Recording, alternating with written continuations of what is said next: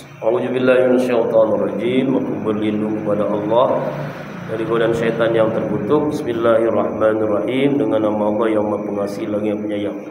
Surah Muhammad, surah ke-47, ayat 20 sampai 29. Allah Subhanahu wa taala berfirman, "Wa yaqulul ladzina amanu," dan orang-orang yang mukmin, orang-orang yang beriman, laula nuzilat surah, mengapa tidak diturunkan sebuah surah tentang peperangan, ya. Ini Allah Subhanahu wa taala menceritakan tentang keadaan di zaman Nabi. Orang mukmin, para sahabat yang mempertanyakan, ya, kapan ada ayat yang mewajibkan kita berperang, mana ayatnya? Makanya ini laula, mengapa tidak nuzilat surah, diturunkan suatu surah tentang peperangan, tentang perang.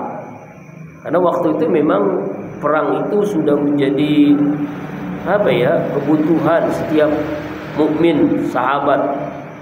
Memang apalagi zaman dulu tuh perang-perang suku, ya. Apalagi setelah Islam, berarti perangnya perang agama, Islam dan orang-orang musyrik.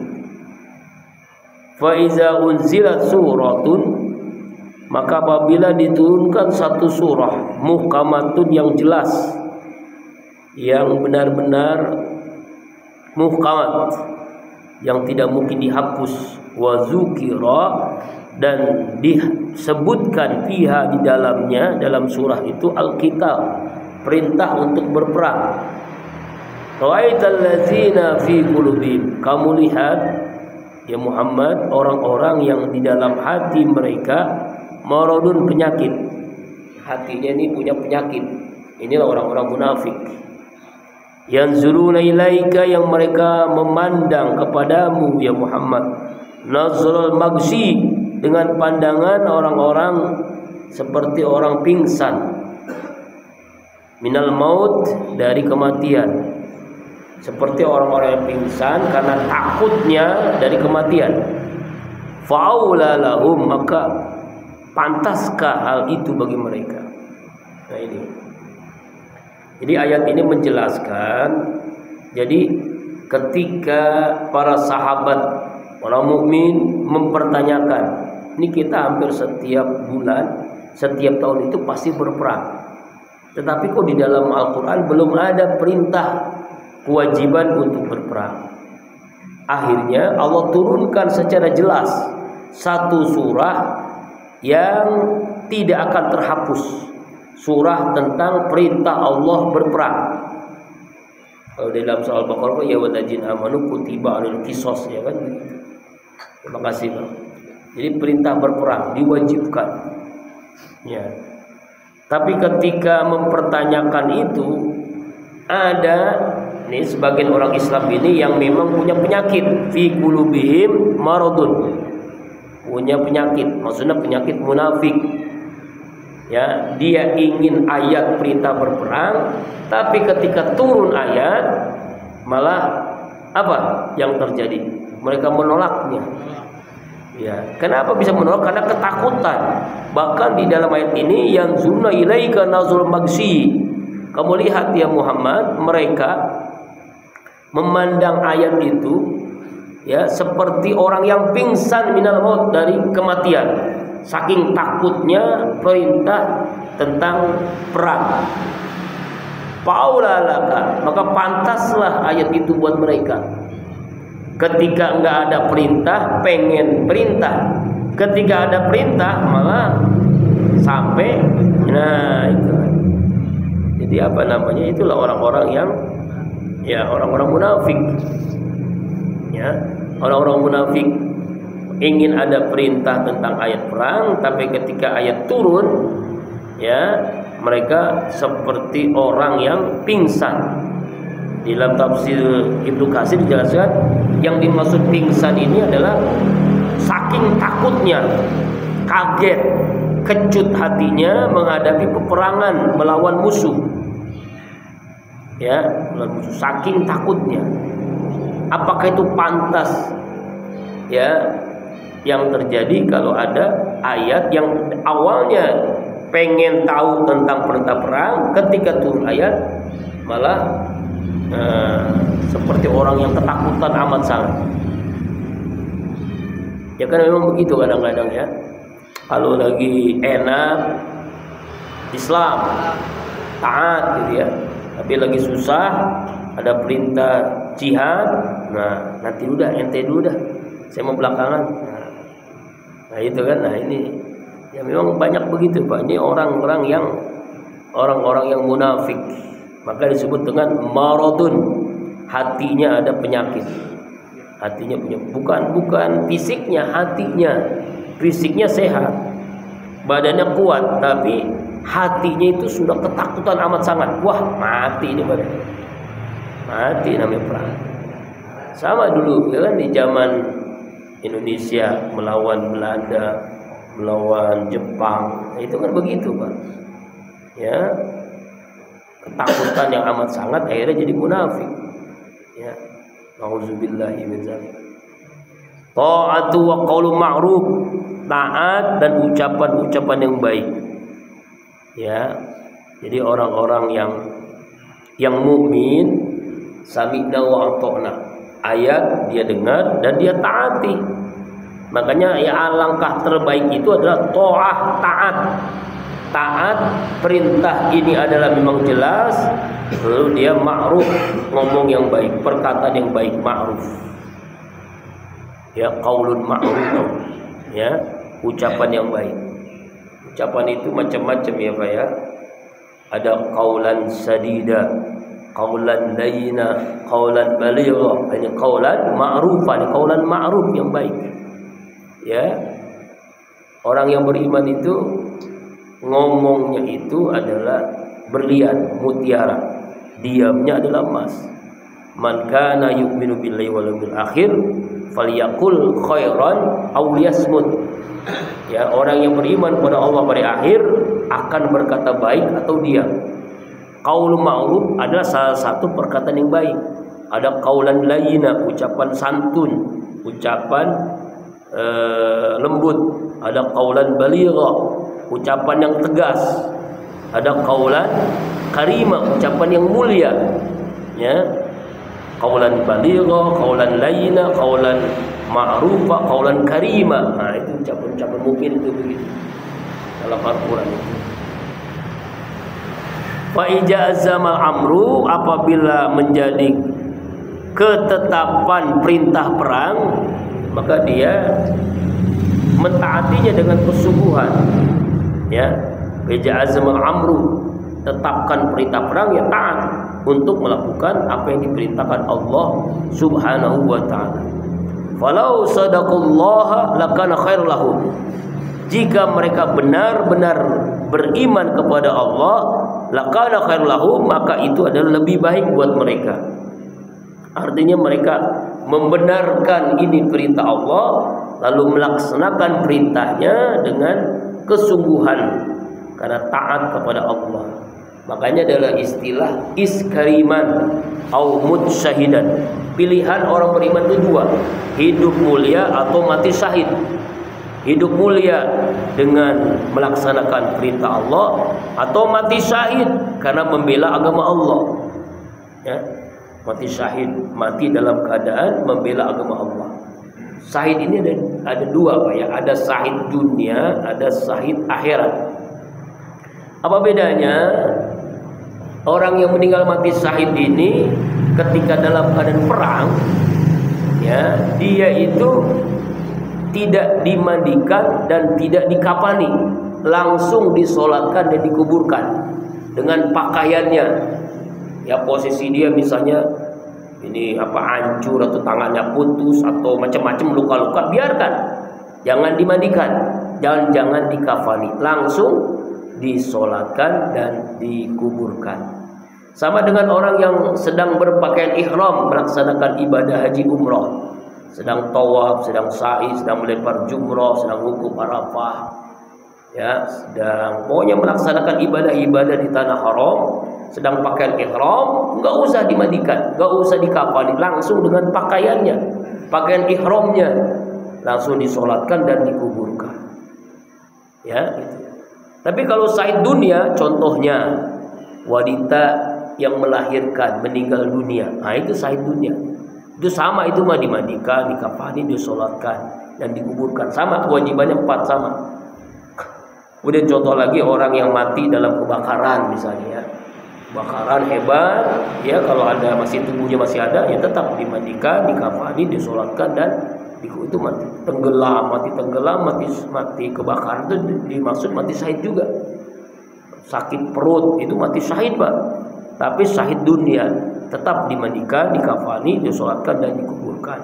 Beda orang yang sedang perang membela agama Allah, misalnya di Palestina begitu kan, atau sedang ihram, maka tidak usah dimandikan dan tidak usah dikafani. Jadi saksi nanti di akhirat. Pakaian yang berdarah itu, ya kan, tubuhnya yang dalaman suci. Indah itu orang jihad. Makanya ya orang beriman itu kalau hidup yang mulia, kalau mati ya syahid. Pilihannya cuma 2. Kalau hidup mulia atau kalau mati syahid. Orang beriman. Ya. Fahal asaitum in tawallaitum, ayat 22. Fahal asaitum, maka apakah kalian mengira, in tawallaitum, jika kalian berpaling, tidak mau taat kepada Allah, antufsidu, kalian akan membuat kerusakan, fil ardi, di muka bumi, wa tuqatti'u, dan kalian memutuskan, arhamakum, silaturahim. Ya. Jadi ayat yang ke-22, seandainya kalian berpaling, artinya berpaling, tidak mau taat, tidak mau mengikuti perintah Allah untuk berperang, dan kalian membuat kerusakan, antufsidu fil ard, dengan maksiat, itu termasuk tufsidu fil ard, dengan huru-hara membuat kerusakan. Ya, kerusakan itu macam-macam, ya, penjarahan, pembunuhan, ya, zina, mabuk, narkoba, korupsi, itu termasuk tufsidu fil ard, merusak bumi. Wa tuqatti'u arhamakum, dan memutuskan tali silaturahim, memutuskan silaturahim. Ya, makanya di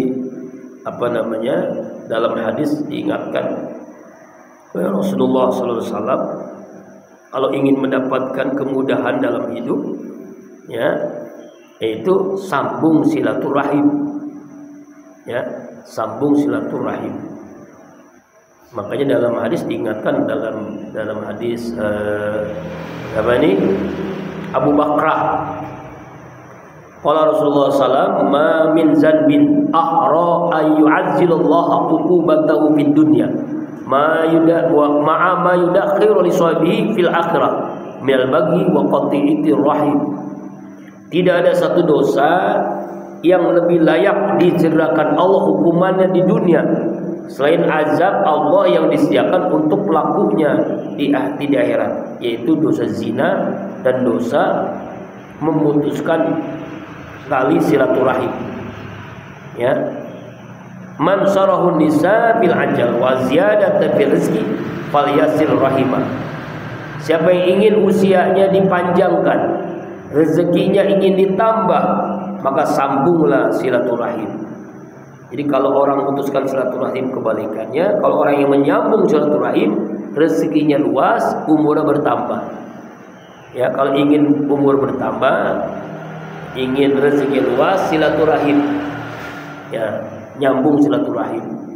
Kalau orang yang memutuskan, malah isnani la yajru ilaihima yaumal qiyamah. Dua kelompok manusia yang nanti di akhirat tidak akan dilihat oleh Allah, dicuekin sama Allah. Jangankan mendapatkan rahmat surga Allah, dicuekin. Siapa dia?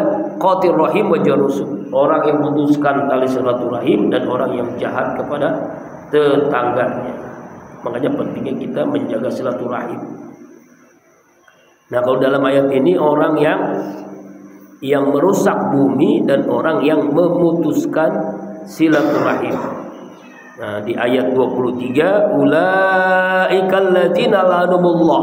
Mereka itu yang membuat kerusakan di muka bumi, mereka yang tidak mau taat, mereka yang merusak, mereka yang memutuskan tali silaturahim, la'anahumullahu, maka Allah melaknat, murka kepadanya, fasammahum, lalu Allah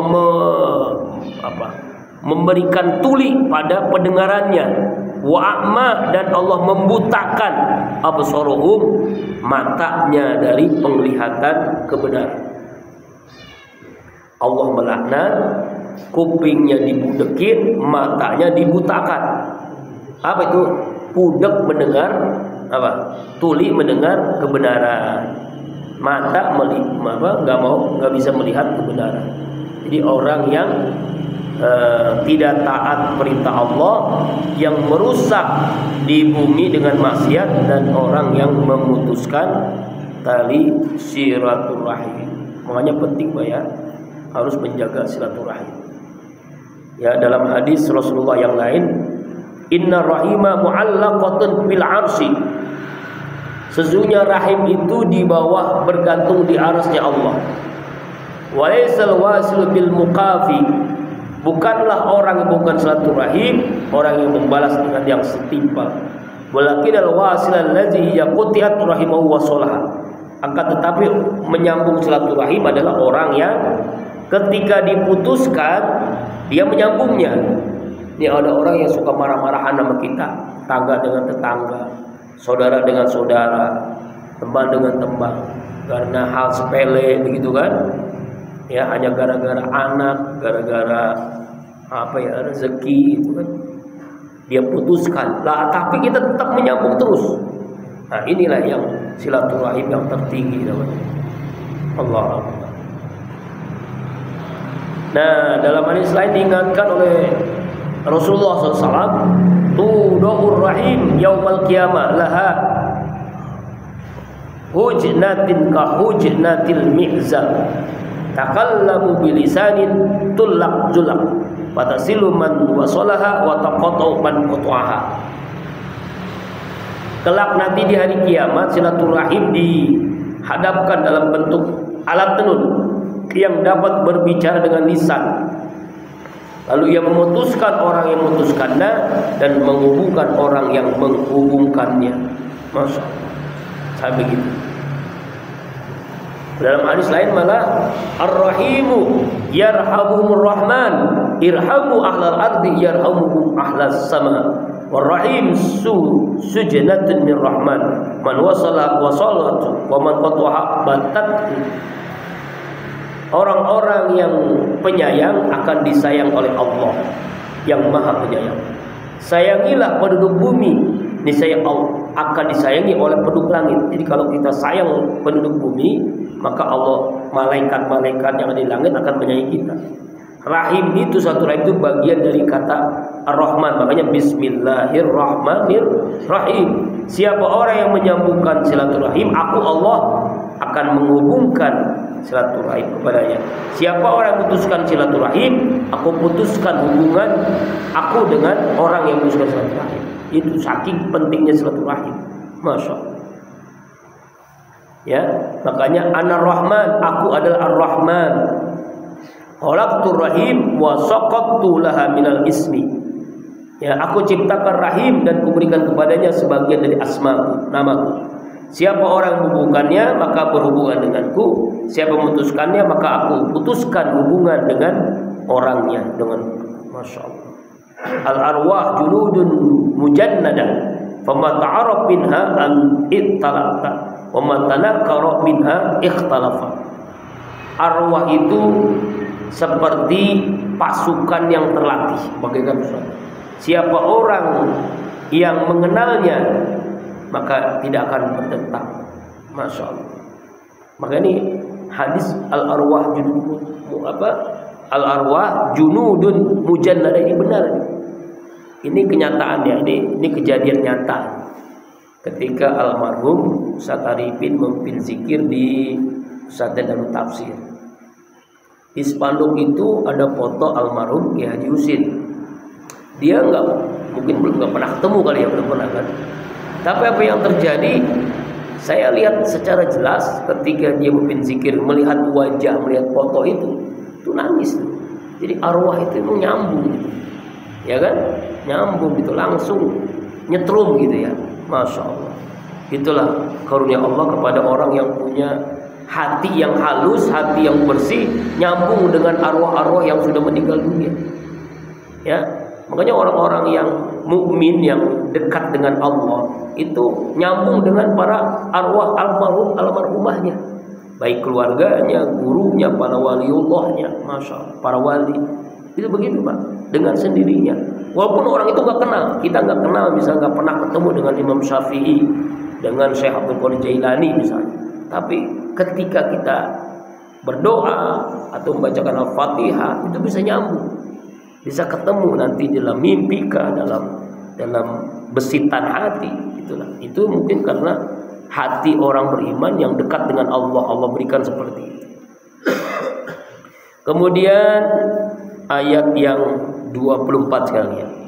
Afala yatadabbarul Qur'an am ala qulubin aqfaluha. Nah, ini luar biasa, ini sering kita dengar. Maka apakah mereka mentadaburkan Al-Qur'an ya, atau hati mereka tertutup sehingga mereka tidak mentadaburkan, memahami Al-Qur'an. Makanya la qira'ata illa tadabbur, dalam sebuah ungkapan hadis ya, tidak dianggap qiraah tanpa tadabbur. Ini kita diantara nih, kenapa setiap pengajian ini kita mulai sedikit-sedikit memahami ayat per ayat ya, supaya kita merasakan kenikmatan membaca Al-Qur'an ya, dengan kita memahami tafsirnya, pemahaman dari para ulama, dari Rasulullah SAW menyambung sampai ke para sahabat, terus kepada ulama, sehingga kita akhirnya paham isi Al-Quran ya. Apakah tidak mereka mentadaburkan Al-Quran atau hati mereka terkunci? Ibnu Jarir menyatakan, yaitu tentang ayat afala yatadul Qur'ana afala qulubiyan. Seorang pemuda dari Yaman berkata, bahkan hatinya memang terkunci hingga Allah membukanya, membuahkannya. Pemuda itu masih tetap berkesan di hati Umar radhiyallahu anhu yang menjabat sebagai khalifah. Lalu Umar memintakan bantuan kepadanya, karena memang pemuda ini Allah berikan karunia hatinya itu terbuka dengan pemahaman Al-Qur'anul Karim. Itulah ya, karena itulah dengan kita baca ya ayat per ayat, kita baca kata per kata, lalu kita pahami dengan tafsir, semakin kita semakin apa? Semakin iman kita semakin kuat, iman kita semakin mantap. Inilah yang kita lakukan setiap Selasa misalnya di sini kan, supaya kita semakin mantap iman kita, semakin kokoh ya akidah kita. Afala ya, kalau tidak ditaburkan nanti lama-lama akan akfaluha, hati-hati mereka tertutup ya, na'udzubillah. Makanya kalau sehari kita itu orang beriman tidak baca Al-Quran, itu seperti rumah kosong. Apa rumah kosong Pak? Rumah kosong itu maling mudah masuk, mencuri, merampok isi dari rumah itu. Tapi ketika Al-Quran dibaca dalam hari itu, maka rumahnya tuh berisi, maka sulit maling-maling masuk ke rumah. Artinya sulit setan menggoda kita kalau rumah itu kita itu baca Al-Quran ya. Maka dalam ayat-ayat, dalam hadis Rasulullah SAW ya, nawwiru buyutakum bitalawatil, terangilah rumah kalian dengan Al-Quran ya, rumah kita dengan Al-Quran. Ini kadang-kadang rumah kita itu banyakan sekarang tuh mulai terkikis gitu ya, isinya suara-suara apa? Suara-suara musik barat, musik Korea, musik Cina, musik India, musik dangdut. Ini bukan saya ngerasakan Pak, kanan kiri tetangga saya sendiri itu kalau setiap pagi yang satu musik pop, dangdut, satu musik dangdut, Jam 7 nih lagi kan, kadang-kadang tuh kita tuh belum berangkat tuh. Bersihin apa, nyapu, ngepel, gitu, bantuin orang perempuan ya. Itu kanan kiri satu musik pop, satu musik dangdut, Allah Akbar. Akhirnya kita kerasin aja musik apa Al-Quran atau tausiah dari Agi misalnya kan. Nah itu, ini kadang-kadang ya Allah masih pagi. Jadi kalau yang mendengar anak-anak kayak kan ya, mau berangkat ke sekolah yang didengerin ya musik-musik, bagaimana nanti masuk cahaya iman ke dalam dirinya, rumahnya semakin gimana mau berkah gitu kan. Yuk kita terangi rumah-rumah kita dengan Al-Quran, kita baca lagi Al-Quran, kita tadaburkan. Kalau perlu kita hafalkan, ya, hafalkan Al-Quran, kita pahami. Inilah pentingnya. Kemudian ayat 25. Innal ladzina irtaddu ala adbarihim, sesungguhnya orang-orang yang kembali murtad ala adbarihim, ke belakang. Ini kan di zaman Nabi ini ada orang-orang yang awalnya masuk Islam, tapi setelah perintah perang mereka kembali irtaddu, murtad. Kembali apa? Kembali adbari, ke belakang, kembali ke Tuhannya dulu, jadi orang kafir lagi, balik orang kafir. Ini, jadi kalau ada orang yang Islam lalu murtad, nauzubillah, mim ba'di ma tabayyana lahumul huda, setelah menjadi jelas bagi mereka huda, petunjuk Allah, hidayah, as-syaitanu sawwalahu, maka setanlah yang menjerumuskan mereka, wa amla lahum, dan membuat angan-angan kosong kepada mereka. Ya, angan-angan kosong, artinya memperdaya, menipu mereka. Jadi kalau ada orang yang sudah murtad, keluar dari Islam, ya, maka setan itu sudah menjadi apa? Sukses dia itu menggabalikan orang tadi ke agamanya semula. Nauzubillah min dzalik. Ini kejadian nyata nih, Pak. Seorang di Mesir nih cerita, seorang doktor, hafiz Al-Quran, dosen, ahli tafsir, karena tertarik dengan wanita cantik, wanita ateis yang tidak bertuhan, akhirnya dia nikah dengan wanita tadi dan dia keluar dari agama Islam. Padahal seorang doktor, ahli tafsir, hafiz Quran, dosen di Al-Azhar Kairo, keluar dari Islam karena tertarik dengan kecantikan wanita ateis, wanita yang tidak bertuhan. Astagfirullah. Ini kenyataan nih. Dan meninggal dalam keadaan ateis. Nauzubillah. Artinya pentingnya kita menjaga iman ini pentingnya, Pak ya. Wala tamutunna illa wa antum muslimun, janganlah kalian mati kecuali dalam keadaan Islam. Hati-hati. Jadi yang Allah lihat itu bukan awalnya, akhirnya. Ini makanya ngeri nih. Kenapa kita baca doa selamat, taubatan qoblal maut, rahmatan indal maut, maghfiratan ba Allahumma hawwin alaina fi sakaratul, yang mudahkan bagi kami menghadapi sakaratul maut. Ya, ampunan setelah mati, sebelum mati, ya, dalam keadaan husnul khotimah. Karena akhir yang dilihat oleh Allah itu akhirnya. Ya, karena wanita kan sekarang kan ada yang pura-pura masuk Islam, lalu dia menikah dengan wanita muslimah. Nikah tuh ya nikah cara Islam ya, di KUA dengan ustadz ya. Lalu setelah punya anak 3, 4 kembali lagi, bahkan istrinya, anak-anaknya dibaptis masuk ke dalam agama semula, agama Kristen. Ini bukan 1-2 kejadian, ini ratusan, ini banyak. Tuh, makanya hati-hati kalau orang masuk Islam pura-pura, mu'alaf pura-pura. Makanya kita harus benar-benar tanyakan, benar nggak dia mu'alaf, benar nggak dia baru masuk Islam itu benar-benar apa? Apa karena emang pura-pura? Karena ada yang begitu, Pak. Namanya gerhami, gerakan menghamili. Jadi dia cari wanita-wanita muslimah, ya, dia pura-pura nikah, setelah nikah berkeluarga punya anak, diajak semuanya. Kalau nggak mau saya ceraikan kamu, begitu.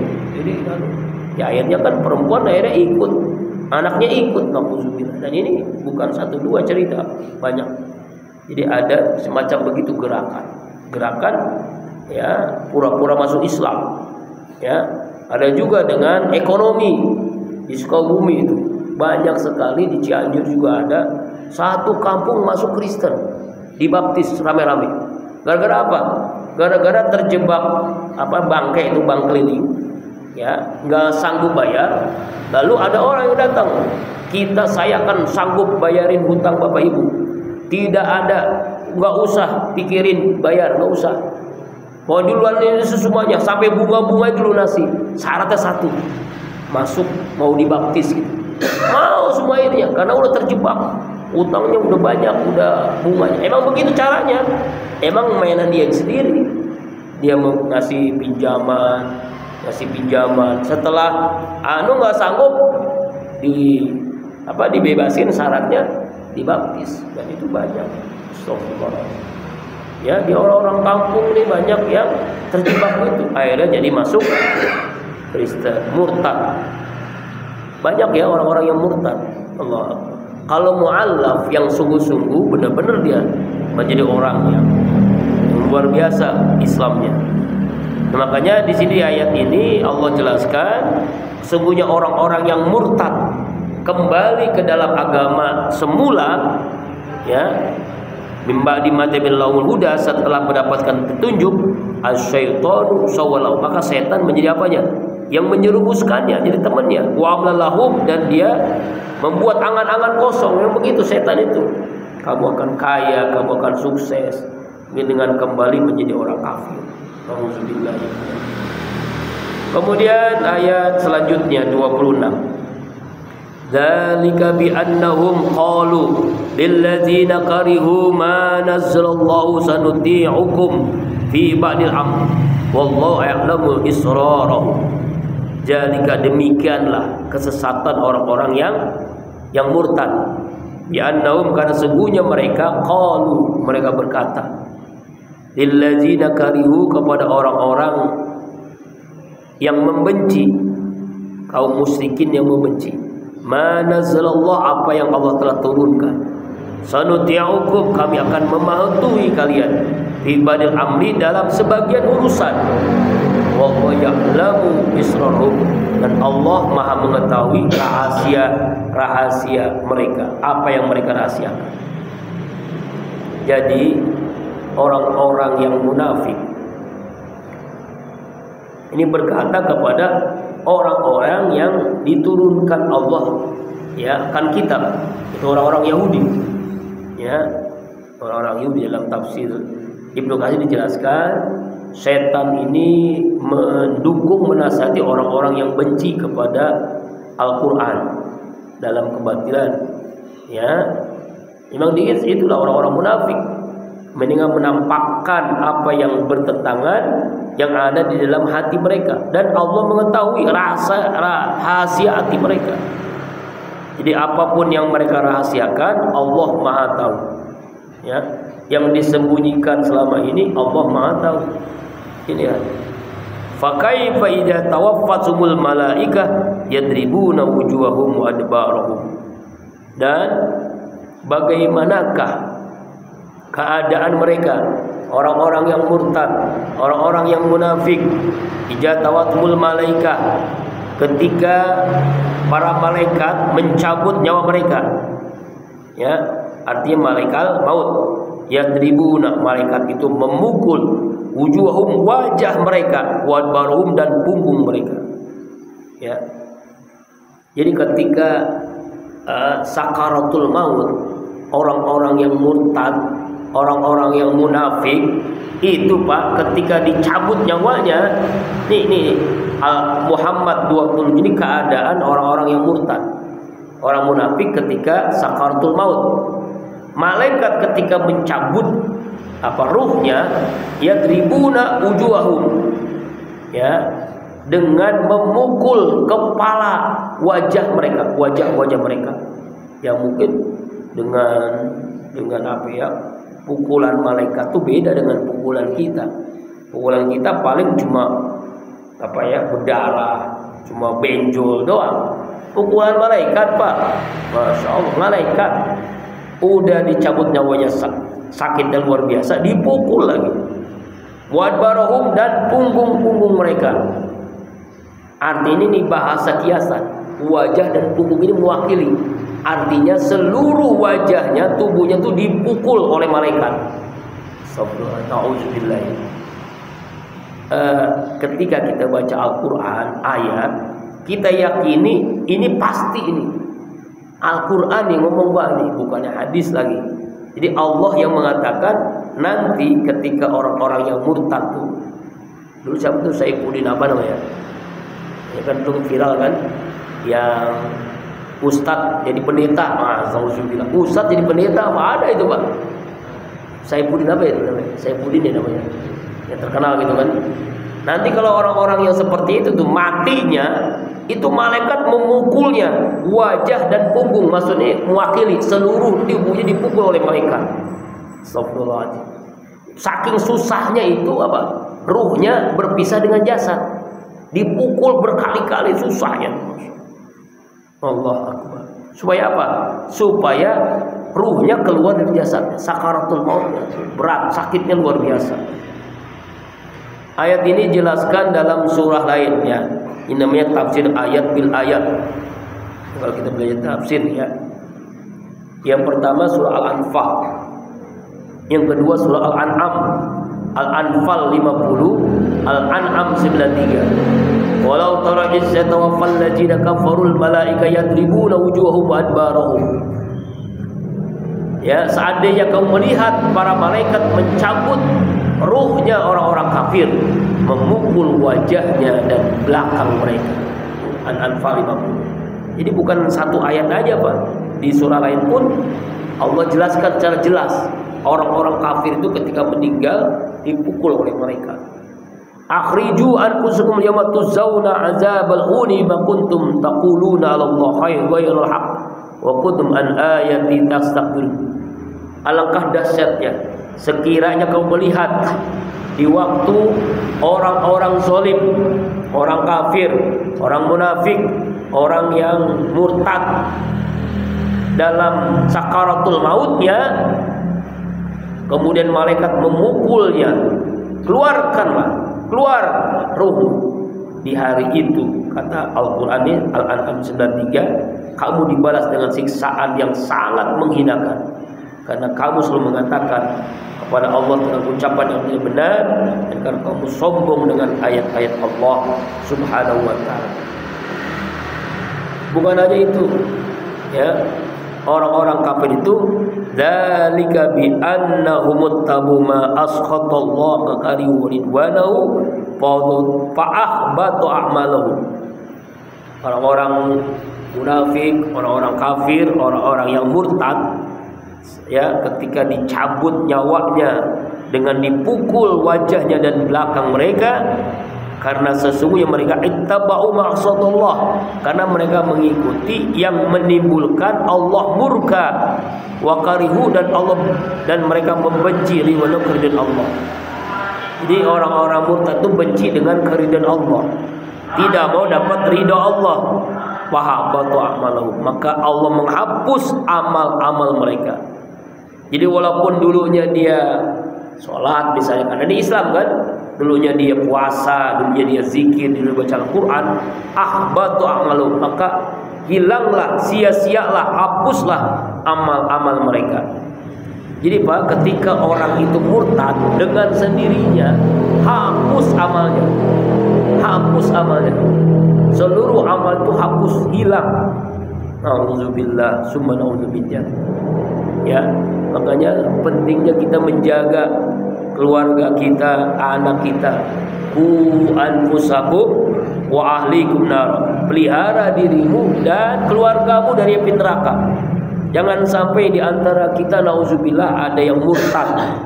Ya, karena wanita, karena harta, karena beasiswa, ya kan? Karena tahta, jabatan, macam-macam ya. Ya, istilahnya orang yang keluar dari agama Islam.